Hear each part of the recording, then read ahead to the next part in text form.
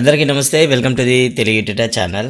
ఇప్పటివరకు అయితే మనం 7వ తరగతి సైన్స్లో మొదటి 11 పాఠ్యాంశాలను అయితే రివ్యూ చేయడం జరిగింది. ఇప్పుడైతే మనం 12వ పాఠ్యాంశాన్ని ఈ వీడియోలో రివ్యూ చేద్దాం.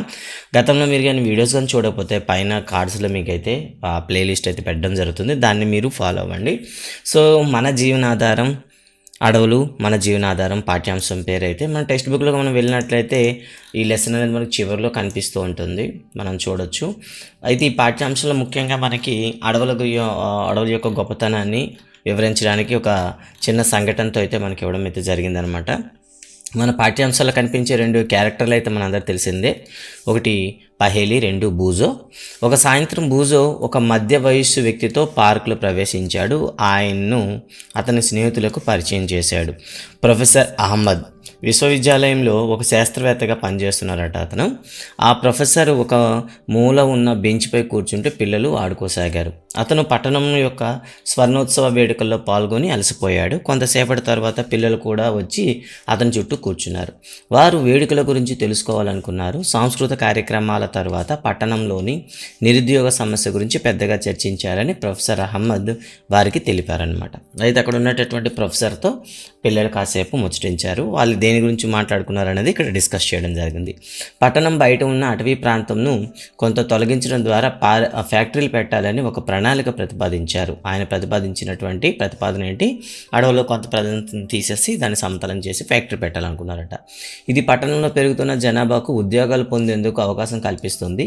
ప్రజలు ఈ ఆలోచనను వ్యతిరేకించారని ప్రొఫెసర్ అహ్మద్ వారికి చెప్పినప్పుడు పిల్లలంతా చాలా ఆశ్చర్యపోయారు. అంటే దగ్గరలో ఉన్న అటవీని కొంత ప్లెయిన్గా అంటే నార్మల్గా సర్ది పెట్టి అక్కడ ఇండస్ట్రీకి చేయడం వల్ల చాలా వరకు ఉద్యోగ అవకాశాలు వస్తాయని చెప్పారు. అయితే అక్కడ స్థానిక ప్రజలు దానికి వ్యతిరేకించారనమాట. అడవులు ప్రకృతిలోని ఆకుపచ్చ ఊపిరితిత్తులు మరియు నీటి శుద్ధి వ్యవస్థలుగా పనిచేయడాన్ని దీనికి కారణం అని ప్రొఫెసర్ అహ్మద్ వివరించాడు. సో దాని పిల్లలు ఆశ్చర్యపోతే దానికి ఎక్స్ప్లెనేషన్ అతను చెప్తున్నాడు. అడవులు అనేవి మనకి ఆకుపచ్చ ఊపిరితిత్తులు, అంటే భూమికి ఉండేటటువంటి ఊపిరితిత్తులు లాంటివి ఆకుపచ్చగా ఉంటాయి. అంటే గాలిని ఎప్పటికప్పుడు ఫిల్టర్ చేస్తాయి. అలాగే నీటి శుద్ధి వ్యవస్థలుగా పనిచేయడమే, అంటే నీటిని కూడా ఏం చేస్తాయి, ఫిల్టర్ చేస్తాయి అని చెప్పారనమాట. అని చెప్పగానే పిల్లలు కాస్త ఏమయ్యారు, కన్ఫ్యూజ్ అయ్యారు, గందరగోళానికి గురయ్యారనమాట. పిల్లలు ఒక్క అడవినైనా సందర్శించలేదని ప్రొఫెసర్ అహ్మద్ గ్రహించారు. అప్పుడు పిల్లలు కూడా అడవి గురించి మరింత తెలుసుకోవాలని అనుకున్నారు. అందుకే వారు ప్రొఫెసర్ అహ్మద్తో కలిసి అడవిని సందర్శించాలని నిర్ణయించుకున్నారు. అయితే ఇప్పటివరకు పిల్లలు ఈ అటవీ ప్రదర్శన అంటే ఈ అటవిని కానీ చూడడం కానీ అడవుల యొక్క ఉపయోగాలు కానీ తెలియలేదని అహ్మద్ గుర్తించడం జరిగింది. అందుకే పిల్లల్ని కూడా తను తీసుకెళ్ళాలనుకున్నాడు అనమాట. ఒక ఆదివారం ఉదయం పిల్లలు కత్తి, భూతద్దం, కర్ర, నోట్బుక్ వంటి కొన్ని వస్తువులను ప్యాక్ చేసుకొని గ్రామ సమీపంలోని అటవీ మార్గం ద్వారా కలిసి నడిచారు. వారికి దారిలో సమీప గ్రామానికి చెందిన వారి వయస్కుడైన టిబు తన అత్తతో పాటు పశువుల మేతకు వెళుతూ కనబడ్డాడు. ఇలా వెళ్తుంటే దారిలో ఒక అటవీ జాతికి చెందినటువంటి ఒక పిల్లల వయసులో ఉండేటటువంటి అబ్బాయి కలిశాడు. వాళ్ళు తన అత్తగారితో పశువులు మేపడానికి అడవిలో వెళ్తున్నాడట. అతను చాలా చురుకైన వాడు. పశువుల మందను ఒక చోట ఉంచడానికి అటు ఇటు పరుగులు తీస్తున్నాడు. అంటే పశువుల మంద తప్పిపోకుండా దాన్ని సవరిస్తున్నాడు అనమాట. పిల్లలను చూడగానే టిబు అతని అత్త వెళ్ళే దారిలో కాక వారి వెంట నడవడం మొదలుపెట్టాడు. టిబు ఏం చేశాడు, అప్పటి వరకు కూడాను పశువులు కాస్తుండేవాడు. ఈ పిల్లల్ని ఎప్పుడైతే చూశారో పిల్లల వెంట రావడం మొదలుపెట్టాడు అనమాట. వారు అడవులోకి ప్రవేశించిన వెంటనే టిబు అడవిలో నివసించే జంతువులకు ఇబ్బంది కలగకుండా నిశ్శబ్దంగా ఉండాలని చేయి పెక్కెత్తి వారికి సంకేతం ఇచ్చాడు. అంటే అడవిలో వెళ్తుండేటప్పుడు గొడవ పెట్టకూడదు అని వాళ్ళకి చెప్పడం జరిగింది.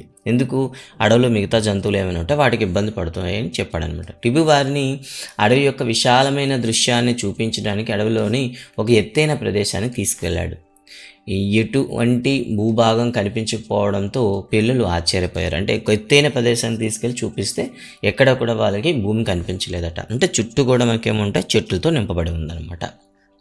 వేర్వేరు చెట్ల శిఖరాలు భూమిపై పచ్చటి కవచంలో ఏర్పడినాయి. అయితే కవచం ఏకరీతిగా ఆకుపచ్చ రంగులో లేదనమాట. అంటే అన్ని దగ్గర కూడా ఒకేలా లేదు. కొన్ని దగ్గర దట్టంగా ఉంటాయి, ముదురు ఆకుపచ్చలో ఉంటాయి, కొన్ని దగ్గర మనకి లేతగా ఉందన్నమాట. అంటే కలర్లో చేంజ్ ఉంది. వాతావరణం ప్రశాంతంగా ఉండి చల్లని గాలి వీస్తోంది. పిల్లలు చాలా ఉత్సాహంగా మరియు సంతోషపడ్డారనమాట ఆ గాలికి. వారు కిందకు వస్తున్నప్పుడు ఆకస్మికంగా పక్షుల శబ్దాలు మరియు చెట్లపై కొమ్మల నుండి కొన్ని శబ్దాలు విని ఉత్తేజితులయ్యారు. అంటే కొండ దిగి వస్తుంటే మధ్యలో చాలా కొత్త పక్షుల శబ్దాలు కానివ్వండి, లేకపోతే చెట్టు కొమ్మలు కదలడం గుర్తించారనమాట. ఇక్కడ ఇది ఒక సాధారణ దృగ్విన్యాసం అని, ప్రశాంతంగా ఉండమని టిబు వారికి చెప్పాడనమాట. ఇది అడవులు ఎప్పుడు జరిగేది, వీటిని చూసి కంగారు పడవకండి, కూల్గా ఉన్నాడని చెప్పాడనమాట. పిల్లల ఉనికి కారణంగా కొన్ని కోతులు చెట్లపైకి ఎక్కి పక్షులకు ఆటంకం కలిగించాయి. పిల్లలు వచ్చారని చూసి కొన్ని కోతులు ఏం చేస్తున్నాయి, చుట్టుపక్కల కూడా చెట్లెక్కి గెంతుతున్నాయి. అయితే ఈ చెట్ల మీద గెంతడం వల్ల అక్కడ ఉన్న పక్షులు కాస్త ఇబ్బంది పడుతున్నాయి అన్నమాట. తరచుగా జంతువులు ఈ రకమైన హెచ్చరికతో ఇతర జంతువులను అప్రమత్తం చేస్తాయి. అంటే ఎవరైనా సరే కొత్త వ్యక్తులు కానివ్వండి, లేదా కొత్త జంతువులు కానివ్వండి, లేదా అప్పటి వరకు వాటికి పరిచయం లేనటువంటివి ఏవైనా సరే అడవిలో ప్రవేశించేటప్పుడు ఇలా జంతువులు ఒకదానికొకటి హెచ్చరిస్తాయని, అప్రమత్తం చేస్తాయని చెప్తున్నారనమాట. అనేక ఇతర జంతువులైన అడవి పంది, అడవి దున్న, నక్కలు, ముళ్ళపంది, ఏనుగులు దట్టమైన అడవి లోపల ప్రాంతాల్లో నివసిస్తాయి అని కూడా టిబు చెప్పాడు. దట్టమైన అడవిలోకి వెళ్ళకూడదని ప్రొఫెసర్ అహ్మద్ పిల్లలకు హెచ్చరించాడు. అంటే మనం బయట తిరగాలి కానీ లోపలికి వెళ్ళకూడదు అని చెప్పాడనమాట. అడవులు ఆవాస స్థలానికి ఒక ఉదాహరణ అని వారు 6వ తరగతిలో చదివిన విషయం బూజో మరియు పహేలి గుర్తు తెచ్చుకున్నారు. అడవి అనేది ఒక రకమైనటువంటి ఆవాస స్థలము. అంటే ఆవాసం అంటే ఏంటి, నిర్దేశించినటువంటి జీవజులకు లేదా నిర్దేశించినటువంటి ఒక జంతువులకు ఏమవుతుంది, అది నివాసంగా చెప్పడం జరుగుతుందన్నమాట. ఉదాహరణకి ఎడారి అనేది ఒక ఆవాసం, నీరు అనేది ఒక ఆవాసం, అలాగే అడవి కూడా ఒక ఆవాసం అనమాట. అడవి ఎలా అనేక జంతువులకు మరియు మొక్కలకు ఆవాసంగా అందిస్తుందని వారు ఇప్పుడు చూడగలిగారు. ఇందులో ఎందుకు ఇన్ని రకాల జంతువులు ఉంటాయి అని వాళ్ళు తెలుసుకోగలిగారట. ఇక తర్వాత చూస్తే కొన్ని పిల్లలు నడుస్తున్న నేల ఎగుడు దిగుడుగా మరియు అనేక చెట్లతో కప్పబడి ఉంది. సాల్, టేకు, బూరుగ, సీసం, వేప, మోదుగ, అత్తి, తుమ్మ, ఉసిరి, వెదురు, దేవ, కాంచనం చెట్లలో గుర్తించడం టిబు వారికి సహాయపడ్డాడు. అంటే అక్కడ ఉండేటటువంటి రకరకాల చెట్లను చూసి అది ఏ చెట్టు అవుతుందో టిబు వాటికి చెప్తున్నాడు అనమాట. ఇక్కడ చూడండి, వెదురు చెట్టు అయితే మీకైతే కనిపిస్తుంది. అడవిలో ఇంకా అనేక ఇతర చెట్లు, పొదలు, గుల్మాలు మరియు గడ్డి మొక్కలు ఉన్నాయని ప్రొఫెసర్ అహ్మద్ గుర్తు చేశాడు. అడవి నేల మరియు చెట్లు కూడా వివిధ రకాల తీగలతో, ప్రాకే మొక్కలతో కప్పబడి ఉన్నాయి. సూర్యుడు చెట్లు ఆకుల మధ్య నుండి చాలా తక్కువగా కనిపిస్తున్నాడు. అడవి లోపల భాగాన్ని చాలా చీకటి చేస్తున్నాయి. అంటే చెట్లు అనేవి పైకి బాగా అల్లుకోవడం వల్ల కిందకు సూర్యకాంతి రాకుండా చీకటిగా చేస్తున్నాయి. ఇక్కడ చూడండి, ఇక్కడ చాలా మొక్కలు అయితే మీకు కనిపిస్తున్నాయి. ఒకటి వేప చెట్టు కనిపిస్తుంది, సీసం చెట్టు అనేది ఇక్కడ ఇచ్చాడు, బూరుగ చెట్టు అనేది వాటి చిత్రపటాలు అయితే మనకి ఇవ్వడం అయితే జరిగిందనమాట. తర్వాత యాక్టివిటీ 12.1 చూద్దామండి. మీ ఇంట్లో వివిధ వస్తువులను గమనించండి మరియు అడవి నుండి పొందిన సామాగ్రితో తయారు చేయబడిన వాటి జాబితాను తయారు చేయండి. మీరు ప్లైవుడ్, వంట చెరుకు, పెట్టెలు, కాగితం, అగ్గిపుల్లలు మరియు ఫర్నిచర్ వంటి చాలా చెక్క వస్తువులను మీ జాబితాలో కలిగి ఉండవచ్చు. అంటే మీ ఇంట్లో ఉండేటటువంటి వస్తువులతో కానీ అంటే వస్తువులను కానీ మీరు అడవి నుండి వచ్చేవేవి అని సపరేట్ చేశారంటే చాలా వరకు కూడాను కర్ర లేదా చెక్కతో చేసినటువంటి వస్తువులు మనకు అడవి నుండి వస్తాయని మీరు గుర్తిస్తారు.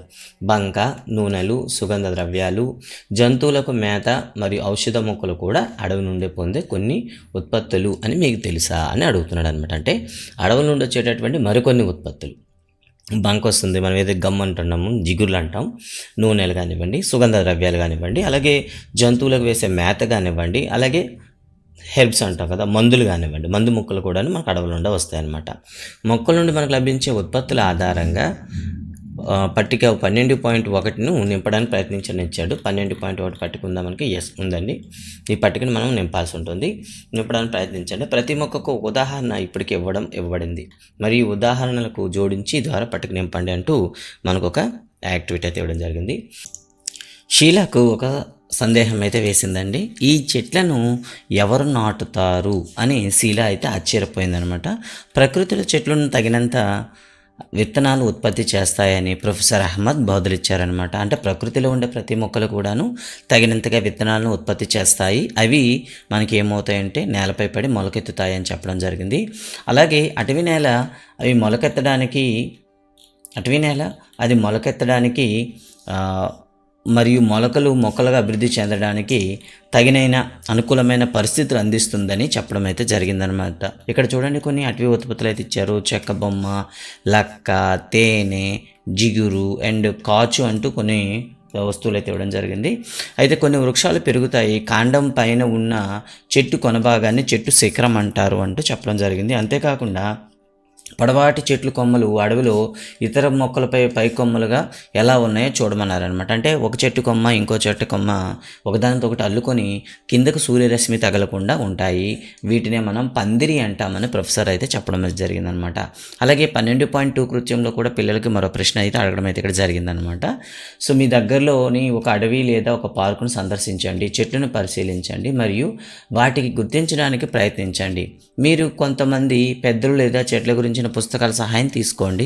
మీరు గమనించిన చెట్ల లక్షణాలైన ఎత్తు, ఆకుల ఆకారం, శిఖరం, పువ్వులు మరియు కాయలు వంటి జాబితా తయారు చేయండి అంటూ అయితే చెప్పడం జరిగిందనమాట. కొన్ని శిఖరాలను బొమ్మలు కూడా గీయండి అని చెప్పారు. ఇక్కడ అహ్మద్ అయితే కొన్ని మనకు చూపిస్తున్నారు కదా, చెట్లు అయితే చూపిస్తున్నారు అనమాట. అయితే ఒకే రకమైనటువంటి చెట్లు కంటిన్యూగా ఒకే దగ్గర ఉంటాయి కదా, అంటే ఉంటూ అవి ఏమవుతాయి, ఒక ప్యారలల్ రిడ్జ్ అంటే కొండ శిఖరాల్లాగా ఒకేలాగా అంటే ఒకే ఎత్తులో ఉండేటటువంటి ఒకే జాతికి చెందిన చెట్లన్నీ ఒక వరుసగా ఉండేటప్పుడు వాటిని ఏమని పిలుస్తారు ఇక్కడైతే చెప్పడం జరిగింది. చెట్లు శిఖరాలు వివిధ రకాల పరిమాణాలను కలిగి ఉన్నాయని ప్రొఫెసర్ అహ్మద్ ఈ చెట్లను చూపాడనమాట. అడవిలో విభిన్న సమాంతర పొరలను సృష్టిస్తాయి. అంటే ఈ ఒకే రకమైనవన్నీ కూడా ఒక లేయర్ని ఫామ్ చేస్తే ఒక వరుసలో ఉంటే ఇంకోటి ఇంకో వరుస, ఇలా మొక్కలు ఏమవుతాయి ఒకదానికొకటి సమాంతరంగా చెట్లు అనేవి ఉంటాయన్నమాట. వీటినే అంతస్తులు అంటారు. ఇది ఇంపార్టెంట్ అండి మనకి. అంతస్తులు అంటే ఏంటి, ఒకే ఎత్తులోను ఒకే ఎత్తులోను ఉంటూ ఒకే జాతి చెందినటువంటి వృక్షాలను కూడా వరుసగా ఉన్నట్లయితే వాటినే మనం ఏమని పిలుస్తాము, ఇక్కడ గుర్తుపెట్టుకోండి, వాటిని అంతస్తులు అంటామని చెప్పడం జరిగింది. ఇక్కడ కొన్ని కృత్యం అయితే ఇచ్చాడండి. జిగుర్లు ఇచ్చేటటువంటి మొక్కలు అయితే చెప్పాడు. వెదురు అని ఇచ్చాడండి. వాడు ఒక ఎగ్జాంపుల్ అయితే మనకి ఏమి ఇచ్చాడు, వెదురు అని ఇచ్చాడు అనమాట. ఇప్పుడు మనకి ఏం చేయమన్నాడంటే మిగతా రాయమన్నాడు. వెదురుతో పాటు మనకి జిగురు ఇచ్చేదానికి మనకు దాన్ని ఏమంటామంటే యూకలిప్టస్ అంటామండి. యూకలిప్టస్ అంటే మనకి నీలగిరి మొక్క కూడా మనకి జిగురిస్తుంది. అలాగే మనకి రబ్బర్ మొక్క ఉంటుంది కదా, అది కూడా జిగురిస్తుంది, రబ్బర్ మొక్క.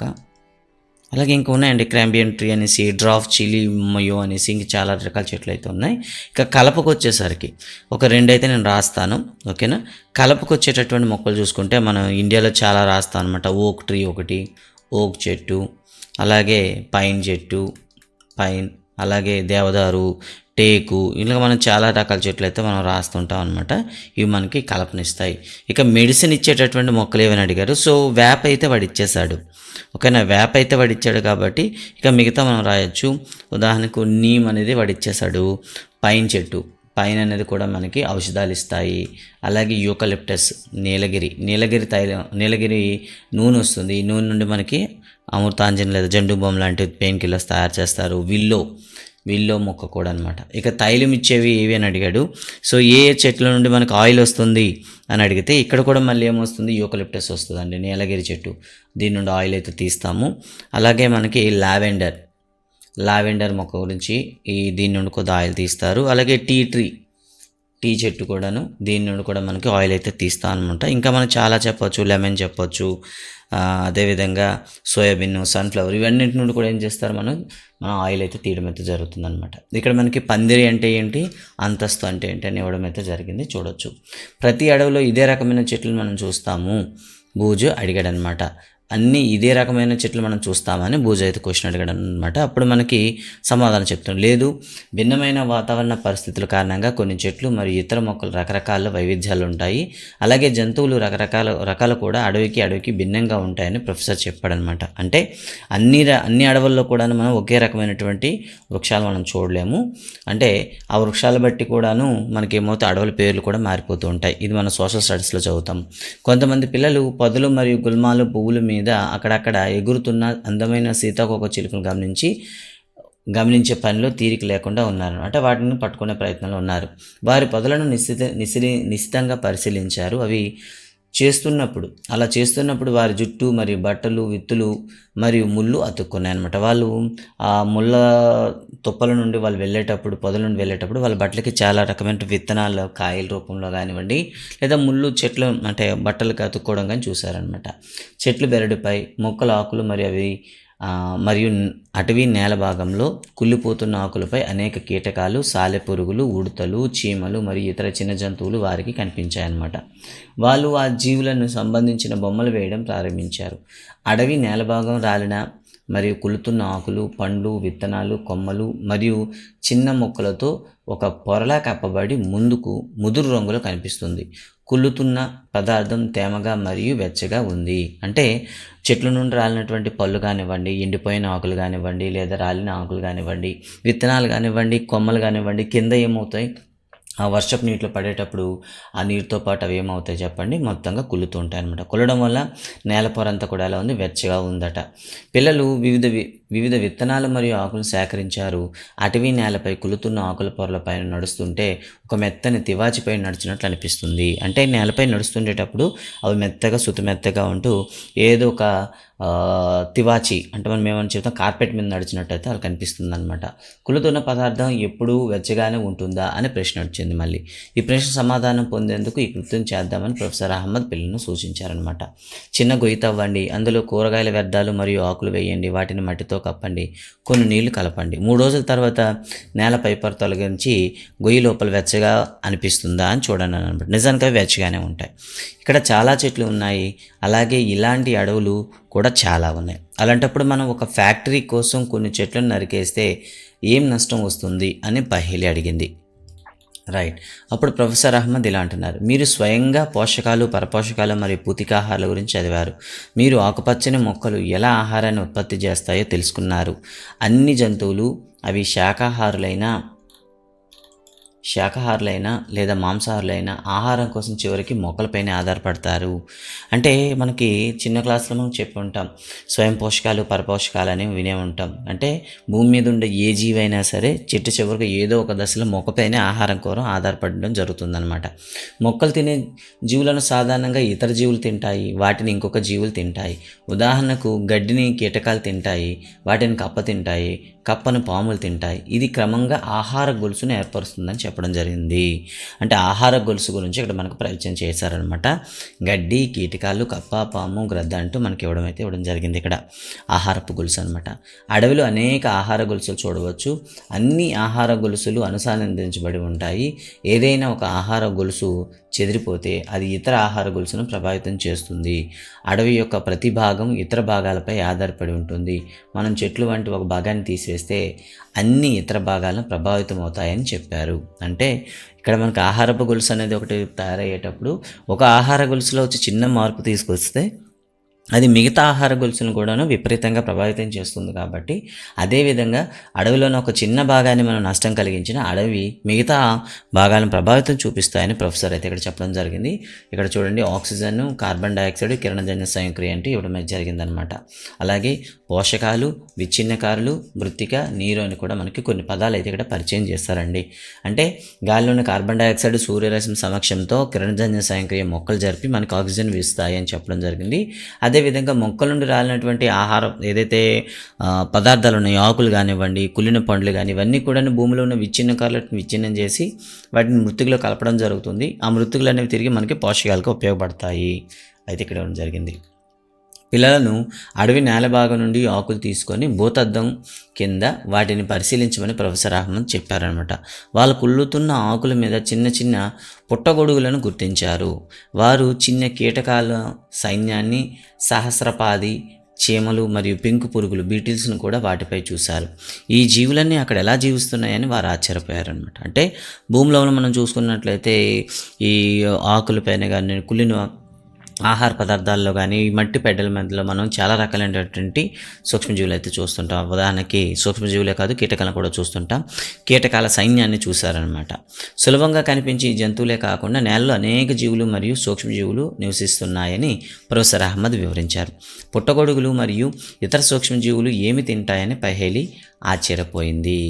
చనిపోయిన మొక్కలు మరియు జంతువుల కణజాలాలను ఆహారంగా తీసుకుంటూ ముదురు రంగు గల హ్యూమస్ అనే పదార్థాన్ని మారుస్తాయని ప్రొఫెసర్ అహ్మద్ బదులిచ్చారు. నిజానికి ఈ పుట్టగొడుగులు కానివ్వండి, సూక్ష్మజీవులు కానివ్వండి ఏమవుతాయి, చనిపోయిన మొక్కలు మరియు జంతు కణజాలాన్ని ఆహారంగా తీసుకొని వాటిని తిరిగి ముదురు రంగులో గల హ్యూమస్ అంటే మనకి నేలలో ఉండేటటువంటి ఒక ఎంతో సారవంతమైన పొర హ్యూమస్ అంటాం కదా, దాన్ని తయారు చేస్తాయని ప్రొఫెసర్ అహ్మద్ చెప్పడం జరిగింది. నేలలో ఏ పొరల్లో మీరు హ్యూమస్ని చూస్తారు? దీనివల్ల నేలకి ఏమి ఉపయోగం అంటే, చనిపోయిన మొక్కలు మరియు జంతువులను హ్యూమస్గా మార్చే సూక్ష్మజీవులను మనకి విచ్ఛిన్నకారులు అంటాము. చూడండి, చనిపోయిన మొక్కలు జంతువులను హ్యూమస్గా మార్చే సూక్ష్మజీవులను మనం విచ్ఛిన్నకారులు అంటాము. ఈ సూక్ష్మజీవులు అడవిలో ముఖ్యమైన పాత్ర పోషిస్తాయి. వెంటనే పహేలి కొన్ని చనిపోయిన ఆకులను తొలగించి వాటి కింద అటవీ నేలపై హ్యూమస్ పొరను కనుగొంది. హ్యూమస్ యొక్క ఉనికి చనిపోయిన మొక్కలు మరియు జంతువుల పోషకాలు మట్టిలోకి విడుదలవ్వడాన్ని నిర్ధారిస్తుంది. అంటే ఒక ప్రదేశంలో హ్యూమస్ ఎంత ఉన్నది, అక్కడ ఉండేటటువంటి పోషకాలు అంటే జంతువులే కంటే నేల ఎంత సారవంతంగా ఉందని మనం టెస్ట్ చేయాలంటే అక్కడ హ్యూమస్ ఎంత ఉందని టెస్ట్ చేస్తే ఆ నేల ఎంత సారంగా ఉందో మనకు తెలిసిపోతుంది. అక్కడి నుండి ఈ పోషకాలు మళ్ళీ సజీవ మొక్కల వేర్ల ద్వారా శోషించబడతాయి. అడవిలో ఒక జంతువు చనిపోతే ఏమవుతుంది అని షీలా అడిగింది. చనిపోయిన జంతువులు రాబందులు, కాకులు, నక్కలు మరియు కీటకాలు ఆహారంగా మారుతాయి అని టిబు సమాధానం ఇచ్చాడు. ఈ విధంగా పోషకాలు తిరిగి చక్రీయం అవుతాయి, కాబట్టి అడవిలో ఏది వృధా కాదు అని టిబు చెప్పడం జరిగిందనమాట. అడవులకు ఆకుపచ్చని ఊపిరితిత్తులని ఎందుకు పిలుస్తారో వివరించలేదని ప్రొఫెసర్ అహ్మద్కు పహేలి గుర్తు చేసింది. అప్పుడు ప్రొఫెసర్ అహ్మద్ ఇలా చెప్తున్నారు. కిరణజన్య సంయోగక్రియ ప్రక్రియ ద్వారా మొక్కలు ఆక్సిజన్ విడుదల చేస్తాయని ప్రొఫెసర్ అహ్మద్ వివరించారు. అంతేకాకుండా జంతువుల శ్వాసక్రియకు ఆక్సిజన్కు అందించడానికి మొక్కలు సహాయపడతాయని, అవి ఆక్సిజన్ మరియు కార్బన్ డైఆక్సైడ్ యొక్క వాతావరణంలో సమతుల్యం కాపాడుతాయని, అందుకే అడవులను ఊపిరితిత్తులు అంటారు అని ఆయన చెప్పడం జరిగిందనమాట. అంటే చూడండి, జంతువుల నుండి విడుదలయ్యే కార్బన్ డైఆక్సైడ్ని మొక్కలను తీసుకొని తిరిగి వాటిని ఆక్సిజన్గా మార్చి జంతువులకు ఇవ్వడం జరుగుతుంది. ఇలా మనకి ఎప్పటికప్పుడు కూడా ఆక్సిజన్ సమకూరుస్తాయి, కాబట్టి వీటిని మనం ఏమని పిలుస్తాము? ఊపిరితిత్తులను పిలుస్తామని చెప్పడం జరిగింది. పిల్లలు ఆకాశంలో మేఘాలు ఏర్పడడం చూశారు. 6వ తరగతిలో తాను నేర్చుకున్న నీటి చక్రం గురించి బూజో గుర్తు చేసుకున్నాడు. మొక్కలు వాటి వేర్ల ద్వారా నీటిని తీసుకుంటాయి మరియు బాష్పోత్సేకం ద్వారా నీటి ఆవిరిని గాలిలోకి విడుదల చేస్తాయి. బాష్పోత్సేకం గుర్తుపెట్టుకోండి. ఒకవేళ తక్కువ చెట్లు ఉంటే నీటి చక్రం ఎలా ప్రభావితం అవుతుంది? అడవి కేవలం మొక్కలు మరియు జంతువులకు నివాసమే మాత్రమే కాదని టిబు వారికి చెప్పాడనమాట. కేవలం జంతువులకి చెట్లకే కాదు, అనేక మంది ప్రజలు కూడా అడవిలోనే నివసిస్తున్నారని టిబు వాళ్ళకి ఎక్స్ప్లెయిన్ చేశాడనమాట. వివిధ తెగలకు చెందినవారు కావచ్చు, ఈ ప్రజలు ఎక్కువగా అడవులపై ఆధారపడ్డారని టిబు వివరించాడు. అడవి వారికి ఆహారం, ఆశ్రయం, నీరు, ఔషధాలు అందిస్తుంది. వారికి అడవిలోని అనేక ఔషధ మొక్కల గురించి సాంప్రదాయ జ్ఞానం ఉందని కూడా చెప్పడం జరిగింది. బూజు ఒక చిన్న ప్రవాహం వద్ద నీరు తాగుతుంటే అతను కొన్ని జింకలు ప్రవాహం దాటం చూశాడు. అవి పొదల్లోకి అదృశ్యమయ్యాయి. దట్టమైన పొదలు మరియు పొడవైన గడ్డి జంతువులకు ఆహారము మరియు ఆశ్రయం అందిస్తుంది. అలాగే అడవిలో నివసించే మాంసాహారాల నుండి రక్షిస్తుంది. అయితే ఏదైనా ఈ పొడవైన గడ్డి పొదలు ఏవైతే ఉన్నాయో మాంసాహార జీవుల నుండి ఈ శాకాహార జీవులైనటువంటి జింకల్ని కాపాడుతాయని ఇక్కడ చెప్తున్నాను అనమాట. టిబు అడవి నేల భాగాన్ని పరిశీలించడం ప్రారంభించాడు. వెంటనే పిల్లలను పిలిచి కొన్ని జంతువుల రెట్టలు చూపించాడు మరియు వివిధ రకాల రెట్టల మధ్య వ్యత్యాసాన్ని వివరించాడు. అటవీ అధికారులు అడవిలోని కొన్ని జంతువుల ఉనికిని వాటి రెట్టలు మరియు పాదముద్రల ద్వారా గుర్తించగలరని ప్రొఫెసర్ అహ్మద్ వారికి తెలియజేశాడు. అంటే అడవిలోనే మనకి ఏమవుతుందంటే ఏ జంతువులు ఉన్నాయి, ఏ జంతువు ఎటు సంచరిస్తుంది, అలాగే ఏ రకమైనటువంటి జంతువులు అక్కడ ఉన్నాయని తెలుసుకోవడానికి 2 రకాలుగా గుర్తిస్తారు. ఒకటి రెట్టలు, రెండవది పాదముద్రలు. బూజో ప్రతి ఒక్కరిని పిలిచి ఒక పెద్ద కుళ్ళిపోతున్న జంతువుల రెట్టల కుప్పను చూపించాడు. అనేక బీటిల్స్ మరియు పురుగులు కుప్పపై తమ ఆహారాన్ని సేకరిస్తున్నాయి. ఇక ఒక గుంపుల మొక్కలు మొలకెత్తుతున్నాయి. ఈ మొలకల్లో గుల్మాలు, పొదలు ఉంటాయి. జంతువులు కూడా కొన్ని మొక్కలను విత్తనాలను వెదజల్లి అడవి పెరగడానికి మరియు పునరుత్పత్తికి సహాయం చేస్తుంటాయి. అంటే కుళ్ళుతున్న జంతువుల పేడ కూడా మొలకలుగా పెరగడానికి పోషకాలు అందిస్తుంది అని ప్రొఫెసర్ అహ్మద్ చెప్పాడనమాట. అంటే పోషకాల హ్యూమస్ అనేదే కాదు, అలాగే జంతువుల యొక్క పేడ కూడా మనకి మొక్కలకు పోషకాలకు ఉపయోగపడతాయి అని చెప్పడం జరిగిందనమాట. ఇది విన్న తర్వాత వివిధ రకాల మొక్కలను ఎక్కువగా అందించడం ద్వారా అడవి శాకాహారులకు ఆహారము మరియు నివాసానికి ఎక్కువ అవకాశం అందిస్తుంది. శాకాహారుల సంఖ్య ఎక్కువగా పెరిగితే అంటే అది వివిధ రకాల మాంసాహారులకు ఆహార లభ్యత పెరిగినట్లే. అంటే మనకి శాకాహార మొక్కలను కానీ మనం శాకాహార జంతువులను పెంచినట్లయితే పెరిగినట్లయితే అవి ఆటోమేటిక్గా మనకి మాంసాహార జీవులు కూడా ఆహారం పెంచినట్లు అవుతుంది అని ఇక్కడైతే చెప్పడం జరుగుతుంది. అంతేకాకుండా ఇక్కడ మరో విషయం చూడండి.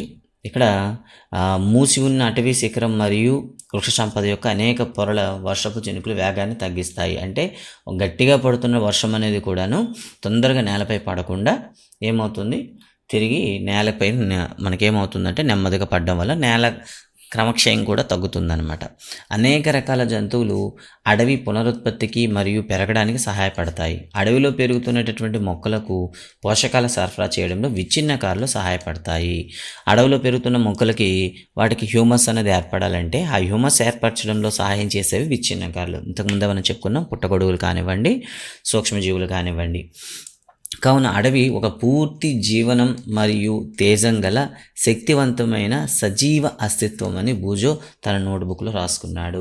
శక్తివంతమైన సజీవ అస్తిత్వం అని రాశాడనమాట. మధ్యాహ్న సమయం కావడంతో పిల్లలు తిరిగి వెళ్ళాలనుకున్నారు. టిబు తిరిగి వెళ్ళడానికి మరొక మార్గాన్ని సూచించాడు. వారు తిరిగి వెళుతుండగా వర్షం మొదలైంది. అయినప్పటికీ ఆశ్చర్యకరంగా వారు వాన చినుకులు అటవీ నేలభాగాన్ని నేరుగా చేరకపోవడం చూశారు. అటవీ పందిరి అటవీ శిఖరం యొక్క పైపొరల వర్షపు చినుకుల ప్రవాహాన్ని అడ్డుకుంటోంది మరియు చాలా నీరు కొమ్మలు మరియు చెట్లు కాండం ద్వారా క్రిందికి వస్తుంది. అది ఆకుల నుండి పొదలు మరియు గుల్మాల కొమ్మలపైకి నెమ్మదిగా కారుతుంది. భూమి ఇంకా పొడిగా ఉందని వాళ్ళు గుర్తించారు. అంటే మనకి ఇంతకుముందే మనం చెప్పుకున్నాం, పందిరి అనేది ఏర్పడడం వల్ల వర్షం అనేది పడుతున్నా కూడాను ఆ వర్షపు నీరు అనేది నేరుగా నేలపై పడకుండా చెట్టు కొమ్మల నుండి చెట్టు మొదల్లోకి అలాగే గుల్మాలపైకి నెమ్మదిగా కారుతుందట. అది దాదాపు అరగంట తర్వాత వర్షం ఆగింది. అటవీ నేల భాగంపై ఉన్న చనిపోయిన ఆకులు తేమగా కనిపించడం వారు ఇప్పుడు గమనించారు. కానీ అడవిలో నీరు నిలవలేదు. ఎక్కడ కూడా అడవిలోన నీరు అనేది కనిపించలేదన్నమాట. వాళ్ళకి మొత్తం తేమగానైతే కనిపిస్తుంది. అయితే ఈ వర్షం పడినప్పుడు ఈ నీరంతా ఏమైందనే సందేహం వాళ్ళకి వచ్చింది. బూజు అతను నివసించే పట్టణంలో ఇలా భారీ వర్షం కురిస్తే ఉంటే కాలువలు మరియు రోడ్లు జలమయమయ్యేవి అనుకున్నాడు. ఒకవేళ మీరు పట్టణంలో భారీ వర్షం కురిస్తే ఏం జరుగుతుందని పిల్లలకు క్వశ్చన్ వేశాడు అనమాట. అడవి కూడా సహజ శోషకం వల్లే వర్షపు నీటిని పీల్చుకొని ఇంకటానికి అనుమతిస్తుందని ప్రొఫెసర్ అహ్మద్ వారు చెప్పాడు. అంటే అడవిలోన వర్షం పడగానే వెంటనే వర్షం నీరు ఏమవుతుంది, ఇంకిపోతుంది అని చెప్పాడు అనమాట. ఇది నీటి మట్టం సంవత్సరం మొత్తం ఒకే విధంగా ఉండేలా సహాయపడుతుంది. అంటే భూగర్భ జలాల్లో మనకి నీటి మట్టం ఎప్పుడు కూడా ఒకేలా ఉండేలా సహాయం చేస్తుందని చెప్పాడనమాట. అడవులు వరదలను నియంత్రించడంతో మాత్రమే కాకుండా జల మార్గాలలో నీటి ప్రవాహం సక్రమంగా నిర్వహించడంలో కూడా సహాయపడతాయి. తద్వారా మనం ఒక స్థిరమైన నీటి సరఫరా పొందుతున్నాము అంటూ చెప్పడం జరిగిందనమాట. అడవులు అనేవి కేవలం వర్షాన్ని వరదలను నియంత్రించడమే కాకుండా జలమార్గాల్లో సక్రమంగా నీరు వెళ్ళేటట్లుగా, అంటే నదుల్లో కానీ కాలువల్లో కానీ చక్కగా నీరు వెళ్ళేటట్లుగా సంవత్సరం అంతా కూడా నీరు అనేది స్థిరంగా ఉండేటట్లుగా సహాయం చేస్తాయట. ఇంకొక పక్క చెట్లు లేకుండా వర్షం భూమిపై నేరుగా తాకి చుట్టూ ఉన్న ప్రాంతంలో వరదలు రావచ్చు. చెట్లు కానీ లేకపోయి ఉంటాయి. భారీ వర్షాలు కూడా నేలను దెబ్బతీస్తాయి. సాధారణంగా చెట్లు వేర్లు మట్టిని బంధించి ఉంచుతాయి, కానీ అవి లేనప్పుడు నేల కొట్టుకుపోతుంది. ఇంతకుముందే మనం చెప్పాం, నేల క్రమక్షయం జరగకుండా ఈ చెట్లు అనేవి మనకి కాపాడుతుంటాయి. పిల్లల వారు తిరిగి వస్తున్నప్పుడు టిబు గ్రామం వద్ద ఒక గంట గడిపారు. గ్రామ వాతావరణం చాలా ఆహ్లాదకరంగా ఉంది. చుట్టుపక్కల అడవి వల్ల తాము మంచి వర్షపాతం పొందుతున్నామని గ్రామస్తులతో వారితో చెప్పారు. గాలి కూడా ఇంకా చల్లగా ఉంది. సమీపంలో జాతీయ రహదారుల శబ్దాన్ని అడవి గ్రహించడం వల్ల శబ్ద కాలుష్యం కూడా చాలా తక్కువ. అంటే సమీపంలో వాళ్ళకి జాతీయ రహదారి ఉండేటప్పుడు కూడాను ఆ శబ్దాలు అనేవి చెట్లు గ్రహించి శబ్దం అనేది లోపల రానివ్వకుండా చేస్తున్నాయి. దీనివల్ల వాళ్ళకి శబ్ద కాలుష్యం కూడా లేకుండా ఉంది. పిల్లలు ఆ గ్రామ చరిత్రను గురించి తెలుసుకున్నారు. అడవి తొలగించిన 60 ఏళ్ల తర్వాత గ్రామాలు మరియు వ్యవసాయ క్షేత్రాలు సృష్టించబడ్డాయనే విషయం వారికి ఆశ్చర్యపరిచింది. అంటే అక్కడ ఉన్న అడవిని తొలగించి 60 సంవత్సరాలు అయిన తర్వాత అక్కడ ఆ గ్రామం వచ్చిందని చెప్తున్నారు. టిబి యొక్క తాత తన చిన్నతనంలో ఊరు ఇప్పుడున్నంత పెద్దదిగా లేదని వాళ్ళతో చెప్పాడు. దాని చుట్టూ కూడా అడవులచే ఆక్రమించబడి ఉండేది. రోడ్లు, భవనాలు నిర్మాణం, పారిశ్రామిక అభివృద్ధి మరియు కలప కోసం పోటీ పెరగడం వంటివి అడవులపై ఒత్తిడి కలిగించాయి. సో అడవులపైన ఒత్తిడి కలిగిస్తున్న అంశాలు ఏవి అంటే ఇక్కడ మనకి ఇవ్వడం జరిగింది. రోడ్లు, భవనాల నిర్మాణం, పారిశ్రామిక అభివృద్ధి, కలప కోసం పోటీ పడడం. మరి ఇవి కనుమరుగవడం ప్రారంభమైంది. వారి గ్రామానికి ఆనుకొని ఉన్న అడవి తిరిగి ఏర్పడలేదని, జంతువులను అతిగా మేపడం, విచక్షణారహితంగా చెట్లు నరకడం వల్ల అడవి కనుమరుగయ్యే స్థితిలో ఉందని అతను బాధపడ్డాడు. మనం విజ్ఞతతో పనులు చేస్తే అడవులు, పర్యావరణం కాపాడుకోవడం కోసం అభివృద్ధి కూడా సాధించవచ్చని ప్రొఫెసర్ అహ్మద్ అన్నాడనమాట. అంటే మనం విజ్ఞతతో అంటే మన జ్ఞానాన్ని ఉపయోగించి మళ్ళీ ఒక చెట్టు నరికే ముందు ఒక 10 చెట్లను మనం 10 మొక్కలను పాతినట్లయితే అది తిరిగి మన అడవిని పెంపొందించడం సహాయం చేస్తుందని చెప్పాడనమాట. పిల్లలు అటువంటి సంఘటన యొక్క పరిణామాలను చూపించడానికి కొన్ని చిత్రాలు సిద్ధం చేశాడు. పర్యటన ముగింపులో ప్రొఫెసర్ అహ్మద్ పిల్లలను అడవుల ప్రాముఖ్యత సారాంశం చెప్పని అడిగాడు. పిల్లలు ఇలా రాశారు: అడవులు మనకు ఆక్సిజన్ అందిస్తాయి, అవి మట్టిని కాపాడతాయి, పెద్ద సంఖ్యలో జంతువులకు ఆవాసాన్ని అందిస్తాయి, అడవులు దగ్గర ఉన్న ప్రాంతాలకు మంచి వర్షపాతం తీసుకురావడం సహాయం చేస్తాయి, ఔషధ మొక్కలు, కలప మరియు ఇతర రకాల ఉపయోగకరమైన ఉత్పత్తులను ఒక వనరు, మనం మన అడవులను కాపాడుకోవాలని పిల్లలు రాసుకోవడం అయితే జరిగిందనమాట. ఇది మనకు ఉండేటటువంటిది. ఇక ఇక్కడ ఒక చిత్రంలో మనకి ఏముందంటే అడవులు అదృశ్యమైతే ఏమవుతుంది అని చెప్తూ ఒక చిన్న క్వశ్చన్కి సంబంధించి డయాగ్రామ్స్ అయితే ఇవ్వడం అయితే జరిగింది. ఇక మనకి టెక్స్ట్ బుక్ వెనకాల ఉండేటటువంటి ప్రశ్న జవాబులు ఒకసారి చూద్దాం. కీటకాలు, సీతాకోక చిలుకలు, తేనెటీగలు మరియు పక్షులు పుష్పించే మొక్కలకు డ్యాష్లో సహాయపడతాయి అనే ఒక క్వశ్చన్ అయితే మనకి అడగడం అయితే జరిగిందనమాట. అంటే ఇవన్నీ కూడా మరి ఏదైతే చెప్పుకున్నాము ఇక్కడ ఇవన్నీ కూడాను రైట్. కీటకాలు, సీతాకోక చిలుకలు, తేనెటీగలు మొక్కల యొక్క ఏ ప్రక్రియలో మనకు ఉపయోగపడతాయి అంటూ మనకు ప్రశ్న ఇవ్వడం జరిగింది. నిజానికి మనం హయ్యర్ క్లాస్లో చదువుకుంటాం ఇక్కడ, ఓకేనా. ఎందుకంటే ఇవి